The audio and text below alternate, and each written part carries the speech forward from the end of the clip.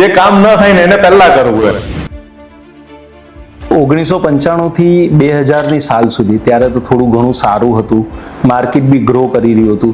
અભિનંદન પછી એવું શું તમે સ્ટેપ લીધો નેક્સ્ટ? અભિનંદન પછી અમે સ્કાયવ્યુ ટાવર કરીને બિલ્ડિંગ હતું અને એ વખતે અડાજણમાં જનરલી 7 માળના બિલ્ડિંગો બનતા હતા.